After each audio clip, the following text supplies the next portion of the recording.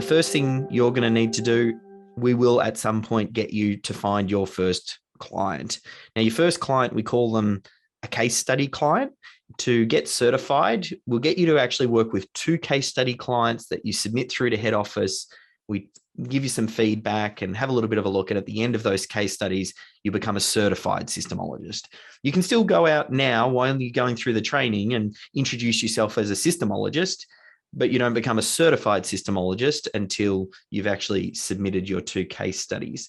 So we'll talk about some ideas on how to find that first client. The sooner you can sort of get that rolling once we get through the core part of the training, the better, which is probably going to be around that, I would imagine, week number 8, somewhere around there. We will have got through the core part of the training, and that's maybe when you'll think about starting with your first case study client, but you might want to plant some seeds before that. And we'll talk about some ideas on how you might plant seeds. Maybe you buy a bunch of systemology books, and people that you think might be a good fit, you just start handing them out as gifts and saying, hey, I'm going through the certification. I read the book, thought it'd be perfect for you. Do you want to have a read? And then I'd love to chat with you about it once you've had a bit of a go through. Just start to plant some seeds. It'll make it easier for you a little bit further down the track, particularly if you don't have existing clients and you're thinking about starting off with a new client. So you'll find that first client. As James suggested, I'm going to suggest that you pick a familiar industry, whether it's a trades-based business, or maybe you're in manufacturing, or maybe you know finance or legal or whatever it may be. Pick something that you're familiar with. Early on, you'll try and in that business identify a systems champion or someone that you can align yourself with, generally who's not the business owner, because the business owner is super, super busy. And ideally, if you can find someone inside the organization who will be a bit of a connector piece for you, connecting you with the right team members, following people up. They might even join with you on the extraction calls, because they may either continue to hold the flag after your 3-month engagement, or you might continue to work with them if you work with the business beyond that 3-month engagement. But it's all about, we're looking at making lasting, permanent change.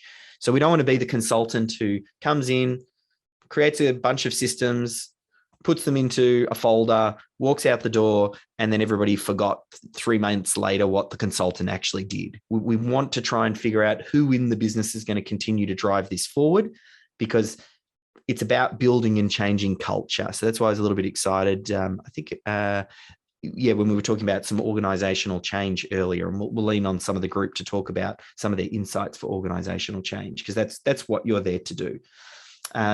Once you find that person, you'll map out the critical client flow. You use this as a way to very clearly define the deliverables on what you're going to work on with the client. We transfer that into what we call the systems assign sheet. There's another DRTC, but this systems assign sheet, which you'll do within the first few weeks of working with a client, gets super clear on, here's what I am going to do within their first few months or this engagement. A lot of consultants get this piece wrong, especially some of the consultants, because we've had people who are already doing systems-based work and are a systems consultant come through the SYSTEMology certification. And one of their huge things that they always say that they love to learn about SYSTEMology is how we tighten the scope. Otherwise, it becomes the song that never ends. The scope creep comes in. Oh, can you do this system as well? Oh, we mentioned that system. Oh, I just realized that there's this whole set of systems that sit underneath this bigger system. So we have to learn about how do we capture, define, and when it falls outside of scope, how we address that and make sure that we set up for ongoing work. So we'll talk a little bit about that. You'll then meet with the client, and there we go. Yeah, you'll meet with the client, typically via Zoom. You'll get the knowledgeable person to share how they're doing what they're doing. You'll ask questions. You'll extract it over that call. And then in between sessions with the client, you then take those recordings and convert them into having some clear documentation along with the notes. And that's ultimately the deliverable. That's what the business owner is going to see at the end. So we need to make sure that they're produced to a certain standard, that they're helpful and useful, that we're creating systems not for the sake of just creating systems.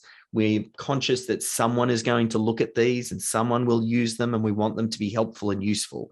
And that's what it is that the business owner is looking for help to do. And we'll teach them how we do this process. They might try and internalize this, or they might continue to work with you on an ongoing basis as you start to work around the different departments. But first off, you're just focusing on doing the critical client flow for the client.